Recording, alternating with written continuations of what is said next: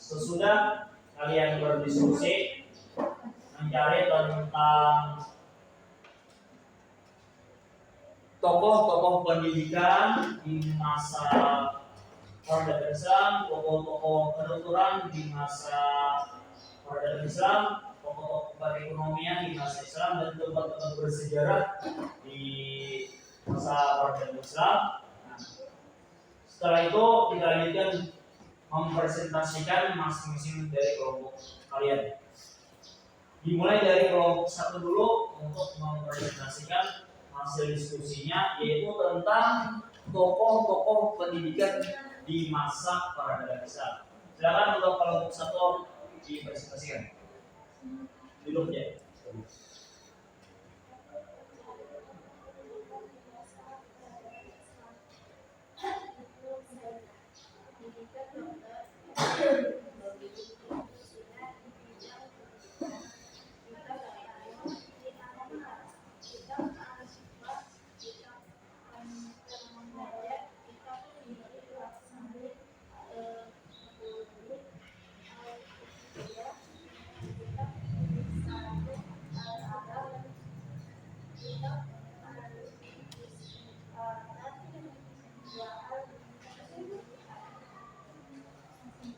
Sambung umurnya.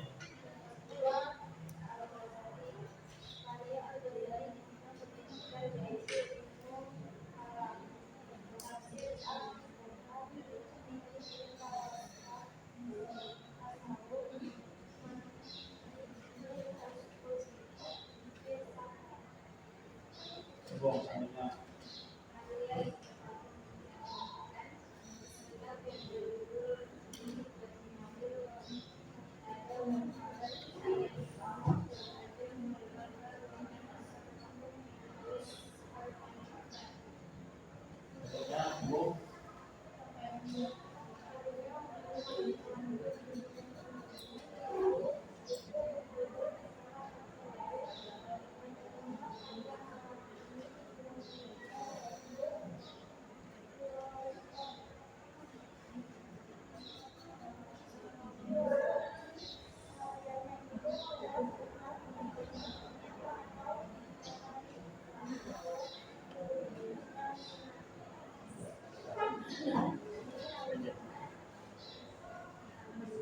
Nah, jadi ini hasil daripada diskusi kelompok satu mencari tokoh-tokoh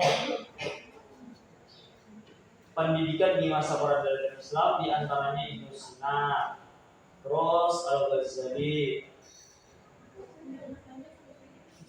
Jadi Ibnu Sina itu bukan hanya di dunia pendidikan, tapi kedokteran pun. Karena teman yang di bagian kelompok mencari tokoh-tokoh di bidang kedokteran pun ada juga yang Ibnu Sina. Terus yang ketiga Ibnu Khaldun, dan yang keempat Muhammad Abduh, dan yang kelima Al-Kindi. Itu diantara sebagian ulama-ulama yang berjuang di bidang pendidikan. Selanjutnya kita berpindah ke kelompok 2 untuk mempresentasikan mencari tokoh-tokoh tentang kedokteran. Jadi dipersilakan untuk kelompok 2 untuk mempresentasikan hasil karya diskusi.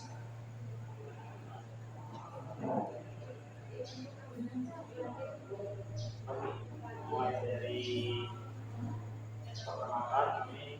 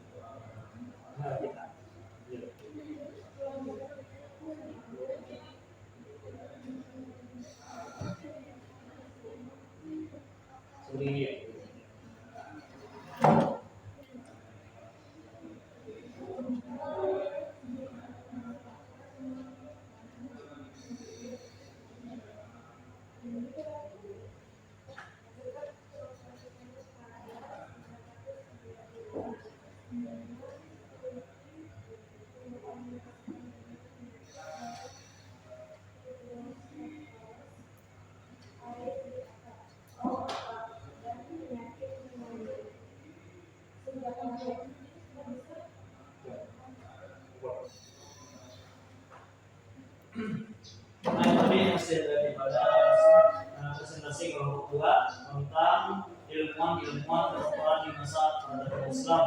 Di antaranya Ibnu An-Nafs, Ros Abu Bakar, Muhammad Zakaria, Ar-Razi, Ros Ibnu Zur, dan yang lain-lainnya. Yang lainnya di Singapura juga. Jadi sebenarnya awal-awal ilmu kedokteran itu ampun guru kita Islam sebenarnya. Namun yang belajar cuma non-muslim, maka saat ini yang menguasai kedokteran ilmu non-muslim. Sebenarnya awal melakukannya adalah ampun kita orang Islam. Sebenarnya sejarahnya, tapi setelah itu yang berbunyi belajar non-muslim, akhirnya menguasai. Terus kita lanjutkan ke kelompok 3. Kelompok 3 tentang perekonomian, tokoh perekonomian di masa peradaban Islam. Silakan kelompok 3 untuk membahas.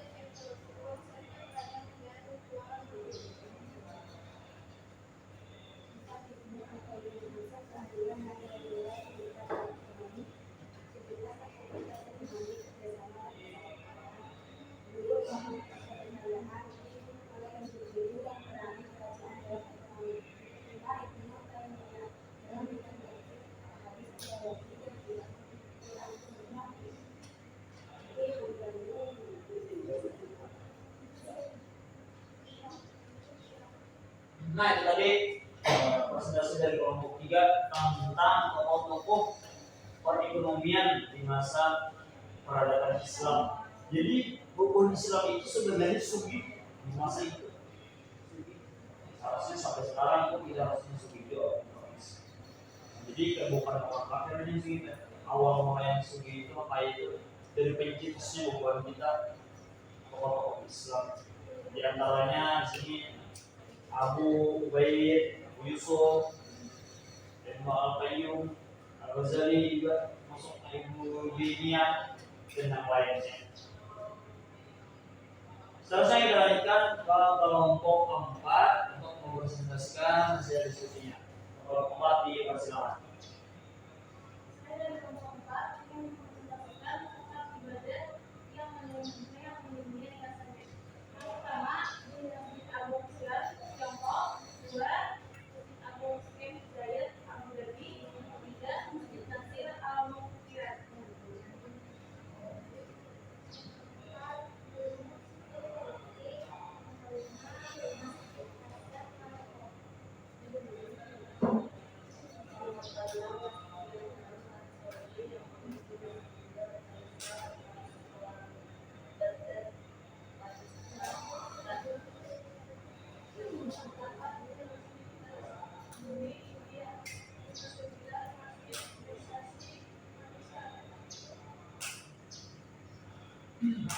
Nah itu tadi daripada hasil diskusi presentasi kelompok 4 di bidang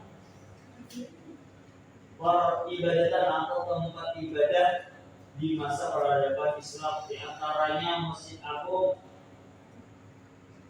Sion, Tiongkok, Cina. Makanya ada hadis itu kan untuk boleh ilmu walau bisin untuklah ilmu meski ke negeri Cina. Kenapa aja kisahnya tuh dahulu tuh pusat ilmu tuh di Cina. Bahari ada yang pusat ilmunya mulai Arab ke Cina.